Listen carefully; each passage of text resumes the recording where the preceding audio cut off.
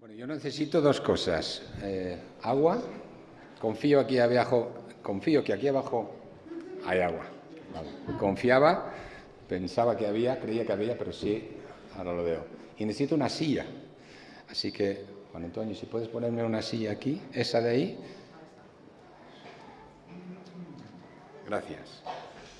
Bueno, pues hoy vamos a mirar ese concepto bíblico tan importante que es la fe. ¿Vale? Muchas gracias. Para sentarme no yo, lo ponemos aquí. De momento aún puedo mantenerme de pie. ¿Vale? Así que la primera diapositiva vamos a poner, esto sería el texto principal que quisiera que estuviera como cabecera a todo lo que hacemos. Porque por la gracia de Dios, sois salvos, dice Pablo a los Efesios, por medio de la fe. Por gracia sois salvos y es por medio de la fe. Y esto no de vosotros, pues es don de Dios, no por obras, para que nadie se gloríe. Las notas que tengo aquí y también las referencias que pueden ser útiles, pues lo pasaremos por los grupos y a lo mejor algunas preguntas para los grupos, ¿vale? O sea, eso lo tendréis para poder también profundizar más en este tema de la fe. ¿Qué es la fe? ¿Qué quiere decir?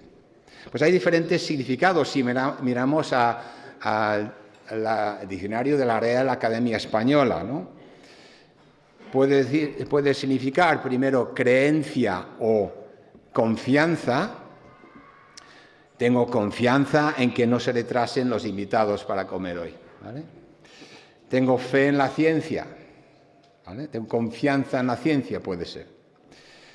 También hay otro uso, el tema de la buena o mala fe. ¿Eso qué quiere deciros? Este señor lo ha hecho de mala fe. ¿O habéis oído eso? ¿Os ha pasado? De mala fe. Y también el tema más legal, y aquí tenemos abogados, así que tendré que tener cuidado, pero dar fe de algo, ¿no? Certificar algo. El notario escribe, doy fe de algo, ¿no? Hoy he llegado de Santiago y doy fe de ello, porque tengo un certificado de que he hecho el camino de Santiago, a lo mejor, ¿no? Como Guillermo en estos días, los hermanos Guillermo y Tomás. Pero aquí no nos referimos aquí a la fe cristiana, la fe bíblica, la fe de creer en Dios. Entonces ese es el primer significado, ¿no? Creencia o confianza.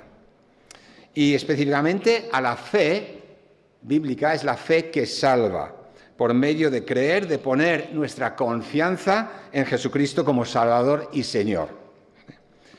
Eso es lo que dice la Biblia de la fe, ¿no? Eso es el significado. Y aunque hay algunas diferencias en el uso de la palabra, en el Antiguo Testamento solo aparece 2 veces la palabra fe en el hebreo.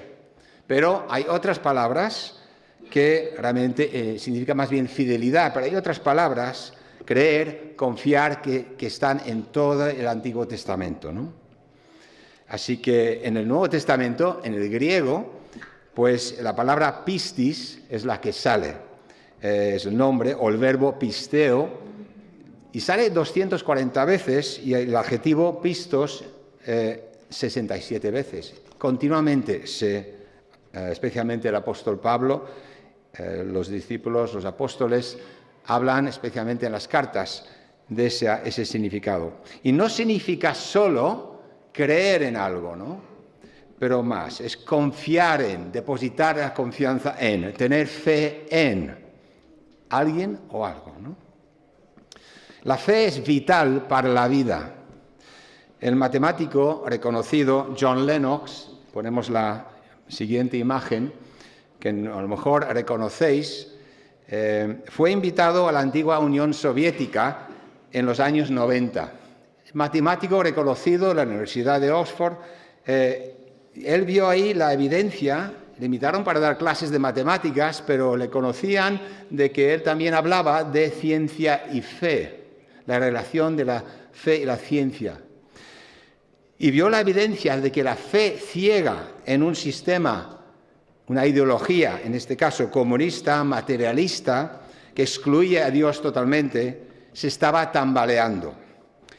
Y encontró un enorme vacío en las personas. Y estaba hablando especialmente de personas que eran profesores de matemáticas, universitarios o profesores de instituto, científicos, y había una enorme búsqueda. El sistema del hombre en que se basaba en la fe en el hombre y lo que él podía conseguir, pues se había tambaleado totalmente, ¿no? Y entonces tuvo invitaciones a decenas de charlas, miles de charlas, al final, o decenas o cientos de charlas, pero sobre matemáticas y sobre ciencia y fe. Al final había más interés en que él explicara la razón de la fe que por otra cosa. Y cientos de miles de profesores. Él cuenta de millones de manuscritos se mandaron por David Gooding y él a la antigua Unión Soviética, ¿no? Pedían y leían sus escritos en esos días. Uno de los grandes expertos, podemos decir, en felicidad, no sé si habéis oído de Arthur Brooks hoy en día, y dice que la ausencia de felicidad de nuestro mundo actual tiene mucho que ver con la falta de relación entre las personas. Empeorado, especialmente en los últimos años, por tres cosas. El uso del móvil desde el 2008, el iPhone, ¿vale? El COVID y la polarización de la política. Está fomentado por las redes sociales, que son para él tres como tormentas en nuestro mundo, una palabra meteorológica, ¿no? Pero él indica algo más importante que él define como el clima de todo esto. Los hábitos de la gente feliz, que son la fe, la familia, las amistades y el trabajo. Acerca de la fe, dice que menos gente hoy en día tiene fe, un sentido trascendental de la vida, fe en Dios, y es mucho menos feliz. Él se define como cristiano, de alguna forma, y se acerca, en otras palabras, aunque él admite otras fes también, a la fe bíblica, la fe en Dios, ¿no? Y esta es la fe bíblica que da sentido a la existencia, a nuestra identidad, quiénes somos. Da propósito a la vida, para qué estamos, qué hacemos aquí, y enfatiza el valor de las relaciones en familia y comunidad. Y tenemos la definición, y podemos leerlo en Hebreos 11, versículo 1, el siguiente, lo tenemos aquí. Ahora bien, la fe, dice el autor a los Hebreos, es la certeza de lo que se espera, la convicción de lo que no se ve. En pocas palabras, la definición bíblica de fe es confiar en algo que no se puede ver con los ojos o probar explícitamente, pero que está ahí. Confío en ello. Entonces la pregunta ¿es la fe racional? Uno de los libros que veremos ahora, que escribió John Lennox, es ¿ha enterrado la ciencia a Dios? Ese es el debate que tenía él en la Unión Soviética y que sigue hoy en día. Más tarde él se le conoce por sus charlas, sus debates con grandes ateos, y eso lo podéis ver en YouTube. La fe en Dios ha sido atacada siempre, no es una cosa de ahora.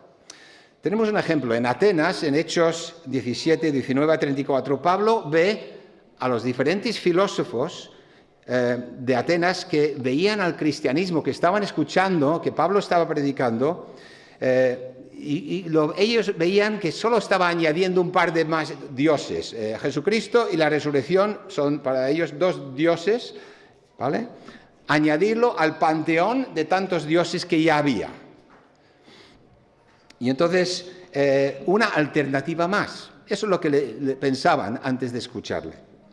Y al ser invitado cordialmente a debatir, aprovecha para explicar el verdadero origen del universo y la cuestión de la maldad. Lo podéis ver en Hechos 17, 19 a 34, en ese potente pasaje ahí con la Acrópolis de arriba, el Areópago debajo, lo podéis ver, y si habéis ido ahí lo podéis pisar donde él estaba. Predica sobre la fe en un solo Dios, el creador de todas las cosas, ¿vale? En Jesús resucitado ante seguidores de otros dioses, de otras filosofías. Incluso había filosofías ahí de los naturalistas, como los epicúreos, que negaban que hubiera algo que no fuera natural. ¿Os suena? David Gooding dice que la teoría de la evolución, un universo de átomos y el comienzo del cosmos, tienen sus orígenes cientos de años antes de Cristo en esas filosofías griegas, ¿no? En este pasaje, Pablo está hablando con paganos, no hebreos, ¿vale? Antes había hablado los judíos en Tesalónica y Berea. En los pasajes anteriores se nos explica y tenía otro enfoque, porque ellos entendían quién era el Mesías. Aquí habla de la creación del mundo y habla del problema de la maldad, dos temas que realmente ellos debatían mucho, y él se apunta a eso. Un lenguaje más entendible para ellos no. Y dice, él ha fijado un día en que juzgará al mundo con justicia por medio del hombre que ha designado. De ello ha dado pruebas a todos al levantarle de entre los muertos. El resultado que fue de esa charla. Un rechazo general, indiferencia, pero, dice el texto, algunos creyeron. Entre ellos Dionisio, miembro del Areópago, ese grupo social de pensadores, y también una mujer llamada Dámaris, y otros más, dice el texto. Así que algunos sí creyeron. La gente busca señales para creer, ¿no? Busca milagros. En tiempo de Jesús la gente quería ver milagros. Pasaba en Corinto y hoy también. En 1 Corintios 1:22, Pablo dice a los corintios, los judíos piden señales milagrosas para creer. Y los gentiles buscan sabiduría, conocimiento, mientras que nosotros predicamos a Cristo crucificado. Este mensaje es motivo de tropiezo para los judíos y es locura para los gentiles. A los cristianos hoy en día se les llaman locos también. Richard Dawkins lo dice explícitamente. Pero para los que Dios ha llamado, los mismos judíos que gentiles, Cristo es el poder de Dios y la sabiduría de Dios. Pues la locura de Dios es más sabia que la sabiduría humana y la debilidad de Dios es más fuerte que la fuerza humana. A los corintios dice eso. Los judíos piden señales y los gentiles sabiduría. Y hoy la gente, ¿qué pide hoy para creer? Busca señales, experiencias que mueven las emociones, los sentidos, o quieren pruebas por el intelecto, por el conocimiento, por el razonamiento humano de que Dios existe, por ejemplo. Pero dice el autor, y algunos, Lucas dice, creyeron en ese Areópago. Y eso es nuestro objetivo hoy. Y de también Juan dice lo mismo al final de su evangelio, pero estas se han escrito para que creáis que Jesús es el Cristo, el Hijo de Dios, y para que al creer en su nombre tengáis vida. Creer en el nombre de Jesús. Efesios 1:13 habla también, oísteis el mensaje de salvación, oísteis, luego creísteis y fuisteis marcados con el sello del Espíritu Santo, la garantía de vuestra herencia. Ese pasaje. Ahora, ¿nos suena esa reacción de rechazo de los filósofos al mensaje del Evangelio en Atenas? ¿Cuántos de nosotros hemos sido criados o nos influyen en que creamos que no hay Dios?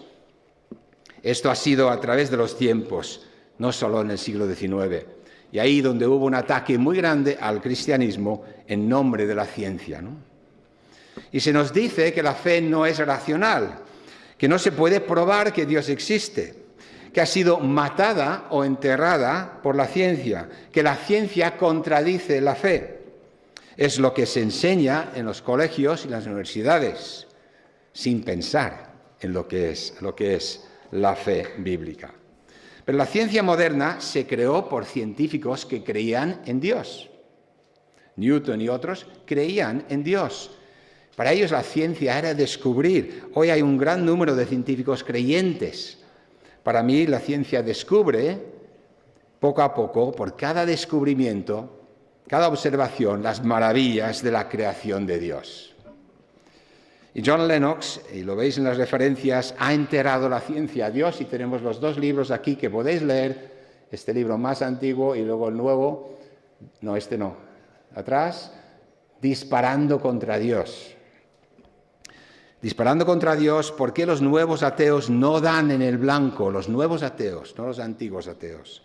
Argumenta que lo que realmente se oponen son dos visiones o filosofías del mundo. Es lo que se opone, una filosofía, una forma de creer cristiana y la otra materialista, el naturalismo o materialismo que niega todo lo espiritual y la fe cristiana. Él habla de esos dos filosofías. El siguiente librito lo tenéis en la mesa debajo, que es La ciencia niega a Dios, vale 3 euros. Es muy pequeño, pero muy bien resumido, y los hermanos que están en la mesa os lo pueden pedir, o no sé si lo tienen aún. Yo me cogí el último, creo. ¿Vale? Pero la fe cristiana, la fe bíblica, es racional. Se basa en la historia y las evidencias son muchas. El problema a veces es que hay una predisposición filosófica que no se puede probar. Si tú ya piensas que eso no es verdad, pues entonces ni lo vas a mirar. Pero no se ha considerado racionalmente las pruebas escritas, arqueológicas y otras. Y eso no es buena ciencia. Y eso es la crítica hacia los que dicen eso. No habéis visto, no habéis mirado la base de la fe, la base histórica, lo que hay. En primer lugar, la evidencia de la existencia de la muerte de Cristo en escritos contemporáneos de entonces. Y aquí añadiré cosas. Esto es un resumen, pero tengo 5 diapositivas que os mandaré de Tácito, de otros. Aquí, Josefo, Luciano, Plinio, también el Talmud. Hay varias referencias hacia la existencia de Jesús y hacia los cristianos. Estos eran enemigos, pero estaban de la fe, eran romanos o eran hebreos, historiadores, pero sí hablan de Jesús, de sus seguidores y de lo que estaban oyendo y lo que estaba impactando en la sociedad romana. Y podéis leerlos, ¿no? A pesar de que han pasado 2000 años, las evidencias de la existencia de Jesús y su muerte son muchas. Aparte de los evangelios escritos pocos después, tenemos los evangelios y de su veracidad ya hemos hablado en otro momento. También tenemos la evidencia de la resurrección de Cristo. Y no tenemos tiempo de entrar en detalles, sería para 1 hora cada una. La tumba vacía, la evidencia de la tumba vacía. Esos soldados perplejos, ese cuerpo que no aparece. La transformación de sus discípulos y seguidores iban a morir por una mentira, si creían y sabían que era una mentira. Los cientos de testigos de que se nos habla, más de una vez, 500 a la vez, de Jesús resucitado, comieron con él, desayunaron con él, les prepararon un desayuno en la playa. Saulo de Tarso, un enemigo de los cristianos, un hebreo, experto en la ley, totalmente transformado en el camino a Damasco, de enemigo a siervo de Jesús. Las profecías cumplidas, Isaías 53, leerlo, esas profecías apuntan al Jesús, al Mesías, que iba a sufrir por cada uno de nosotros.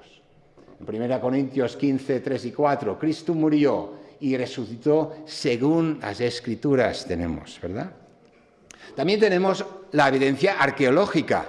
Queda muy poco de cualquier persona, Herodes o quien sea, de esos momentos, pero tenemos algunas evidencias también que nos ayudan, que refuerzan los relatos de los evangelios. Aquí tenemos la inscripción acerca de Pilato en Cesarea, ahí está su nombre, y probado que es ese tiempo. El osuario se ha encontrado hace unos años con nombre de Jacobo el hermano de Jesús, y menciona a su padre José. Está inscrito en ese ossuario vacío. Los huesos de alguien se los llevó, los de Jacobo. Decretos y papiros del censo descrito en Mateo, cuando nació Jesús. Tenemos evidencia de ese tiempo. Los evangelios son apoyados por los descubrimientos. La inscripción de Nazaret, que está aquí en esta tabla, y el mismo Nazaret que los académicos liberales decían que no existía tal sitio. Pues se ha encontrado hace unos días y se está excavando ahora ese pueblo de Nazaret, ¿vale? Todas esas son cosas que apoyan al Evangelio, al texto que tenemos nosotros, ¿no? La fe bíblica no es un sentimiento, no es un apoyo psicológico para sobrellevar las dificultades de la vida, como se critica. Se basa en hechos. Vamos a ver la fe bíblica en la Biblia. En Hebreos 11 le hemos leído, ¿no? Y luego viene toda una serie de personas, los autores de la fe, personas que, aunque no vieron, confiaron en la promesa, confiaron en las promesas de Dios y en sus hechos históricos anteriormente. Ahora bien, la fe es la certeza de lo que se espera, la convicción de lo que no se ve. Y esta definición se basa en dos aspectos: el aceptar con la mente y confiar en ello. El asentimiento intelectual es creer que algo es verdad.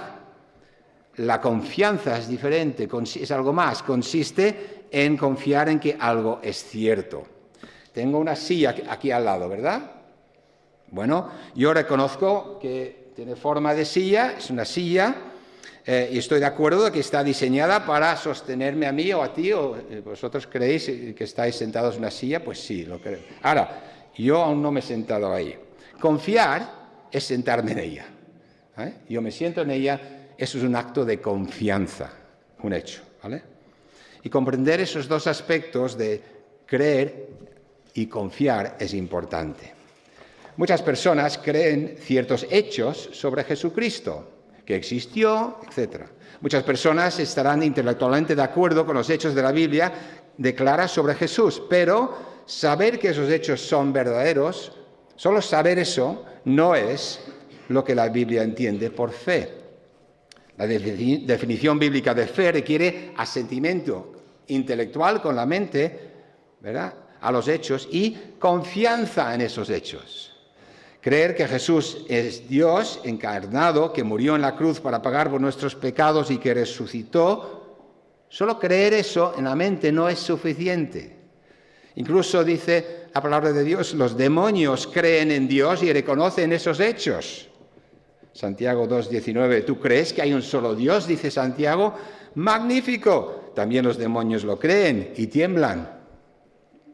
Confiar es la palabra. Debemos confiar personal y plenamente en la muerte de Cristo como sacrificio expiatorio por nuestros pecados. Debemos decidir sentarnos en esta silla, sentarnos en la silla de la salvación que Jesús ha provisto. Esta es la fe salvadora. La fe que Dios requiere de nosotros para la salvación es creer en lo que la Biblia dice acerca de quién es Jesús y lo que Él logró y confiar plenamente en Jesús para esa salvación. Hechos 16:31. Cree en el Señor Jesucristo y serás salvo. Y eso implica entender que yo no puedo ofrecer nada a Dios. La fe bíblica siempre va acompañada por una cosa importante, el arrepentimiento. El reconocimiento que yo voy mal, que no puedo lograr la salvación, que estoy perdido y que necesito, y entonces busco esa salvación que el Señor me ofrece. Mateo 21:32, porque Juan fue enviado a vosotros para señalaros el camino de la justicia y no le creísteis, dice el Señor, pero los recaudadores de impuestos y las prostitutas sí le creyeron. E incluso después de ver esto, no os arrepentisteis para creer en Él. El arrepentimiento es reconocer que hemos rechazado a nuestro Creador, le hemos dado la espalda, reconocer nuestro pecado y la necesidad del perdón de Dios. Es necesario para que nuestra confianza sea total únicamente en la obra de Cristo en la cruz. En lugar de mirar la vida con nuestros ojos terrenales, la fe ve a través de la lente de las promesas de Dios. Hay muchos ejemplos en la Biblia. Yo recuerdo uno muy importante que leí el otro día de Josafat, donde el pueblo de Israel y Judá, ante la invasión, el peligro, el miedo de las tribus del otro lado del Jordán, apelan a la fidelidad y las promesas de Dios. Su fe se basa en lo que conoce de Dios, por su palabra, lo que ha hecho en el pasado y sus promesas. En Génesis 3, 1 a 7, tenemos ese relato, cómo la confianza en Dios y los hombres entre ellos se rompió. Desde entonces Dios ha estado llamando, desde ese momento, llamando a sus criaturas, nosotros, a volver a confiar en Él. Empieza con esa rotura de relación. El hombre no confía, sino pone su confianza en su inteligencia, en otras voces, y no confía. El Dios es Dios que toma en cada sitio, en cada lugar, la iniciativa. Dios hace dos cosas y más, pero llama y está llamando, y lo tenemos a través de la Biblia, y espera que respondamos en fe. Miremos lo de llamar. Toma la iniciativa con la relación con nosotros al revelarse. Dios se revela, el Dios invisible se revela de diferentes formas. Y Dios en Eclesiastés 3.1 invita al hombre. Dios hizo todo hermoso en su tiempo, luego puso en la mente humana la noción de eternidad. Aun cuando el hombre no alcanza a comprender la obra que Dios realiza de principio a fin. Se revela también por medio de lo que Él ha hecho. En Romanos 1.19, lo que se puede conocer acerca de Dios es evidente para ellos, pues Él mismo se lo ha revelado. Porque desde la creación del mundo, las cualidades invisibles de Dios, es decir, su eterno poder y su naturaleza divina, se perciben claramente a través de lo que Él creó, de modo que nadie tiene excusa. Aunque no hayan escuchado el Evangelio, la misma creación, los hechos de Dios, la obra de Dios, es una indicación, es la revelación de Dios también. También Dios abre en esta llamada, abre sus brazos con amor, invita. Intenta persuadir al hombre a venir a Él. Isaías 30:18. Por eso el Señor los espera, para tenerles piedad, es lo que busca Dios. Por eso se levanta para mostrarles compasión, porque el Señor es un Dios de justicia. Dichosos los que en Él esperan. Romanos 2:4. ¿No ves que desprecias las riquezas de la bondad de Dios, de su tolerancia y de su paciencia, al no reconocer que su bondad quiere llevarte al arrepentimiento? Y también es Jesús que toma la iniciativa y llama a sus discípulos, si lo vemos en los Evangelios. Primero Él toma la iniciativa, Él llama. Mateo 4:18, etc. En segundo lugar, Dios espera que respondamos. En Hebreos 11:6. En realidad, sin fe es imposible agradar a Dios, y ya que cualquiera que se acerca a Dios tiene que creer que Él existe y que recompensa a quienes lo buscan. Y dice en 2 de Pedro 3, el Señor no tarda en cumplir su promesa, según entienden algunos por tardanza, más bien Él tiene paciencia con ustedes, con vosotros, porque no quiere que nadie perezca, es paciente, sino que todos, ¿qué?, se arrepientan.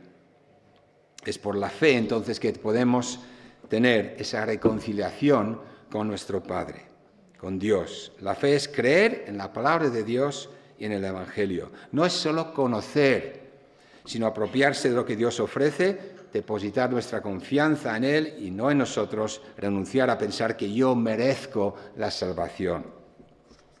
Pero ¿cómo podemos responder? Si somos pecadores, ¿qué oportunidad tenemos? ¿Cómo nos puede aceptar Dios? ¿En base a qué? Porque la palabra de Dios dice, porque no hay ningún justo ni uno. Y aquí Pablo, en Romanos 3, está citando el Salmo 14, 1 a 3. No hay un solo justo, ni siquiera uno. dice el salmista. No hay nadie que entienda, nadie que busque a Dios. Todos se han descarriado, juntos se han corrompido. No hay nadie que haga lo bueno. Por cuantos todos pecaron, ¿verdad? Tenemos esa referencia. Y aquí un spoiler, lo siento, Julio. El domingo que viene, Julio nos lo explicará en Romanos 3, ¿no? Porque es ese texto también. Así que el Evangelio, lo que estamos estudiando en Romanos tiene mucho que ver con esta clase de hoy, ¿no? Sobre la fe. Pero Julio lo explicará muy bien, lo sé. Porque por gracia sois salvos por medio de la fe. ¿Recordamos nuestro versículo lema? Por gracia de Dios sois salvos por medio de la fe. Y esto no es de vosotros, pues es don de Dios, no por obras, para que nadie se gloríe. Efesios 2, 8, 9. Por la gracia de Dios. Dios ofrece perdón y salvación. El hombre puede recibirlo por medio de la fe, de creer en Jesús. Es confiar en la obra redentora de Cristo en la cruz. Es renunciar a creer, tener fe en que yo puedo salvar mi inteligencia por lo que veo, que yo puedo salvarme. Yo puedo por mis méritos, porque soy buena persona, ser declarado justo ante Dios y llegar al cielo. Es la única forma, es confiar en Jesús, en lo que Él ha hecho en la cruz. Él abre el camino, Él llama, Él espera y abre el camino y nos da la oportunidad. Y la palabra de Dios habla de que la justificación, el ser justo y aceptado por Dios, ha sido por la fe solamente. La fe ha sido siempre la única forma de tener la salvación. En el Antiguo Testamento el pacto era entre Dios y los hombres era la expresión de la fe del creyente. Dios inicia el pacto y los hombres, ¿qué hacen? Responden en fe, obedeciendo su palabra y confiando en que Dios cumplirá sus promesas. Aunque no ven el final, confían, como hemos visto en el dibujito que tuvimos para los niños y para nosotros, ¿no? Abraham es el ejemplo predilecto de esto, ¿no? Salió de Ur, donde vivía, donde todo era cómodo, una ciudad comercial, donde él tenía sus posesiones. Dios le llama y sale en fe, sin saber a dónde Dios lo llevaba. Hebreos 11:8. Creyó a Dios que iba a tener un hijo, aunque era muy, muy mayor, y aceptó también el sacrificio de su hijo sin ver, sin esperar, sin desconfiar, aunque aterrado seguramente. Abraham creyó al Señor y el Señor se lo reconoció como justicia. Génesis 15:6. Y Romanos 4:22, Pablo dice, por eso se le tomó en cuenta su fe como justicia. En Gálatas 3, así fue como Abraham creyó a Dios y esto se le tomó en cuenta como justicia. Pablo cita al profeta Habacuc en Romanos 1:17. De hecho, en el Evangelio se revela la justicia que proviene de Dios, la cual es por fe de principio a fin. Tal como está escrito, el justo vivirá por la fe. Cita Habacuc, el insolente no tiene el alma recta, pero el justo vivirá por la fe. Pablo está usando ese ejemplo en el Antiguo Testamento de Habacuc. La fe y las obras. Soy entonces justificado por la fe y no por lo que yo puedo hacer. Esto es un tema muy importante para Pablo.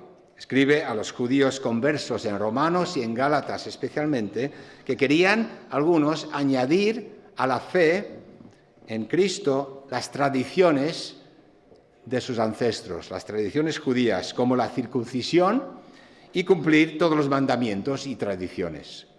No era suficiente solo Cristo, no solo es suficiente Cristo, no, hay que también, estaban enseñando a que hay que también convertirse en judío, a los gentiles tenían que circuncidarse, etc. Creer en Cristo para ellos no era suficiente.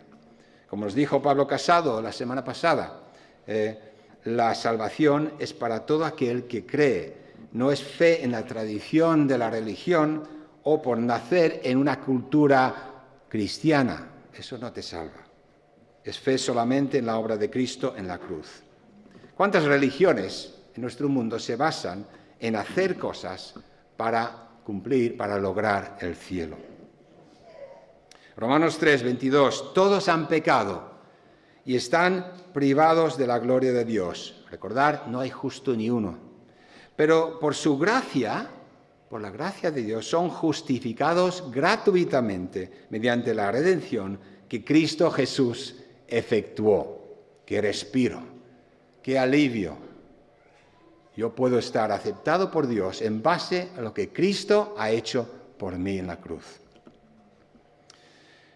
Así que somos salvos por la fe en Jesús. Pero también la fe es algo que se vive cada día. La palabra fe no se aplica solo a la salvación. La fe empieza con una decisión y es una actitud que continúa, una decisión de confiar plenamente, no solamente mentalmente, sino poner nuestra confianza en ello. Pero continúa, es igualmente aplicable al resto de la vida cristiana. A veces se ha enfatizado que creer es la acción de aceptar a Cristo como Salvador y ya está, ¿no? En momentos de decisión, de arrepentirse, buscar su perdón y salvación, y se nos olvida, o se nos es fácil olvidar, o no darle importancia, de que Él debe ser nuestro Señor también. Yo ya no soy Señor de mi vida. Yo te acepto, Señor, como Salvador, tú me has salvado, y también ahora mismo eres Señor de mi vida en cada momento, en el día a día. Debemos creer en lo que dice la Biblia y obedecerla, ¿no? Debemos creer en las promesas de Dios y vivir de acuerdo con esas maravillosas promesas. ¿Vale? Cantamos, a veces vivimos por fe, ¿verdad? ¿Os acordáis? Debemos estar de acuerdo con la verdad de la palabra de Dios y dejarnos transformar por ella. La fe es algo continuo, dependencia cerca de la palabra. La fe se vive cada día. La fe nos enseña cómo vivir y nos da el poder también para hacerlo.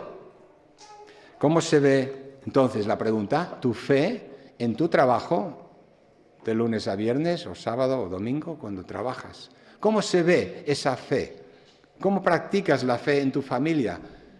¿Qué importancia tiene que tus hijos vayan aprendiendo en familia lo que es la fe? ¿Qué ven tus hijos cuando tú tomas decisiones?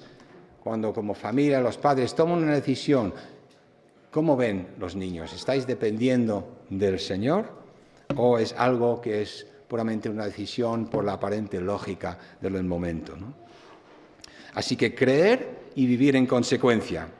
¿Por qué es tan importante esa definición de la fe? Porque la confianza debe ir acompañada de estar de acuerdo con los hechos, ¿no? Porque en realidad, dice Hebreos, sin fe es imposible agradar a Dios, ya que cualquiera que se acerca a Dios tiene que creer que Él existe y que recompensa a quienes lo buscan. En segundo lugar, nadie va a creer que eres del Señor si no vives en consecuencia. Si tu fe, si Cristo es tu Salvador y tu Señor, pero tú vives de otra forma, yo vivo de otra forma, entonces nadie va a creer en esa fe que a mí me está llenando y que me está transformando aparentemente. Debe ser un andar con Dios cada día, ¿verdad? Las palabras de Jesús en Juan 17 hablaba de que el testimonio del amor entre mis hermanos va a ser lo que el mundo va a ver, lo que el mundo va a convencer al mundo. Juan 17, esa oración del Señor, ¿no? Tercero, sin fe, la vida cristiana no puede ser lo que Dios quiere que sea. Juan 10, 10. El ladrón no viene más que a robar, matar y destruir. Yo he venido para que tengan vida y la tengan, ¿cómo? En abundancia. ¿Eso qué quiere decir? No quiere decir estoy ahí esperando tristemente a que un día el Señor vuelva. Una vida ahora abundante. Nos fijamos en lo invisible, nos dice la palabra. El apóstol Pablo dice, caminamos por la fe y no por la vista, 2 Corintios 5, 7. La fe no confía en mi cuenta bancaria, los titulares de los periódicos o el informe del médico. ¿Dónde está mi confianza? Así que no nos fijamos en lo visible, sino en lo invisible, ya que lo que se ve, lo que vemos es pasajero. Mientras que lo que no se ve es eterno. ¿Vale? 2 Corintios también, 4:18. Y cuando el mundo empieza a parecer que se cae todo, se empieza a desmoronar, nuestra fe se apoya en las promesas de Dios y en su palabra, y que sabemos que Él está con nosotros. Su palabra, las promesas de Dios son sólidas como una roca y dignas de confianza. Y la fe no es un camino de rosas. Se nos dice muy claramente, esto no es el evangelio de la prosperidad, que si tú tienes fe todo te va a ir bien. No, la fe es un ejercicio difícil a veces de confiar, aunque no ves lo que va a pasar. Pablo anima a Timoteo a pelear la buena batalla de la fe. La buena batalla. Hay una buena batalla que es la pelea de la fe. En 1 Timoteo 6. Es una batalla pero buena y digna esa batalla. 2 Timoteo, cuando ya va a morir Pablo, justo antes, poco antes, casi la última carta a lo mejor que escribió a Timoteo, en este caso, es una batalla pero buena, pero dice, ahí me he mantenido en la fe hasta el final y pronto voy a ser ajusticiado. Pero recordemos también que hay una fe muerta en la Biblia. Falsa. La fe verdadera debe producir obras. La Biblia enseña, o sea, no basta con ser bueno. La Biblia enseña claramente que la fe no es solamente, como hemos dicho, una actitud mental. Santiago explica que la fe es salvadora. Y Santiago, el libro de Santiago, es muy bueno para esto. Se revela en las acciones de una persona. La fe se demuestra en acción. Santiago 2,14. ¿De qué sirve, queridos hermanos y hermanas, que digáis que tenéis fe si no la demostráis con vuestras acciones? ¿Puede esa clase de fe salvar a alguien? Santiago no está diciendo que nos salvemos por las obras, sino que la fe y las buenas obras van juntas.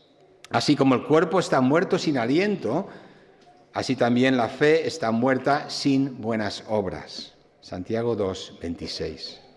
Las buenas obras son, entonces, la prueba de que nuestra fe está viva.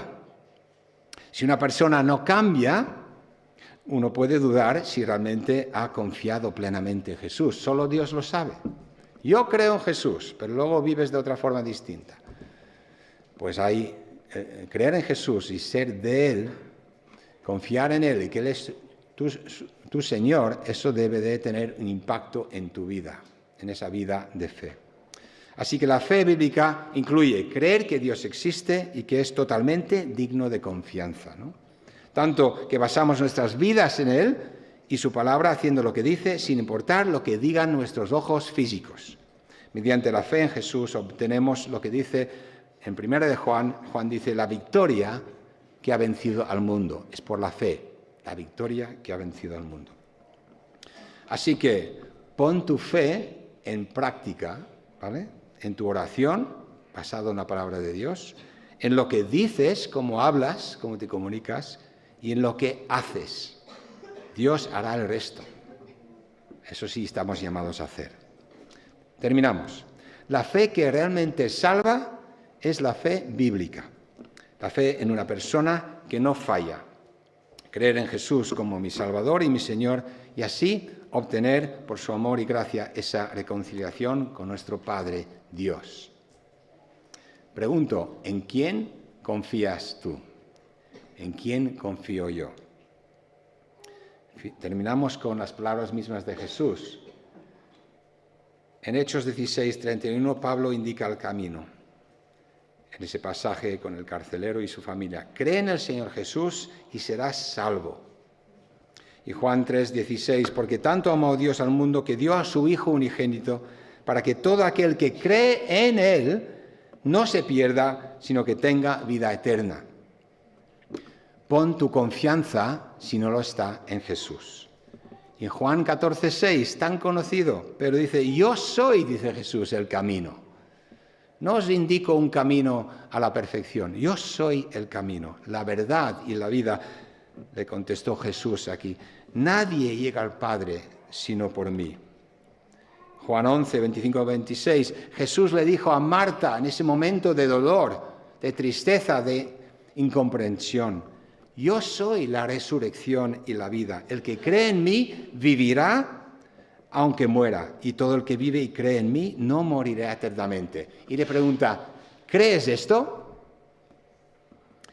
Así que hoy tenemos una invitación a creer, a confiar plenamente en Jesús. A lo mejor sabes mucho de Jesús, o a lo mejor poco. Pero aquí te invitamos a creer, a confiar, a depositar nuestra confianza en Jesús. Y hoy, porque el tiempo se acaba. Dios espera, el Señor espera, pero hay un tiempo en nuestra vida. Yo me quedo aquí ahora, al final, y te invito, si quieres hablar conmigo, con Andrés, con un anciano, aquí me encantaría hacerlo y hablar contigo de esa fe, de depositar tu fe en el Señor Jesús. No lo dejes y decide. Es la decisión más importante de tu vida. Que el Señor nos ayude a crecer en la fe y si no creemos o no estamos seguros, pues creer y depositar nuestra confianza en el Señor. Que así sea. Amén.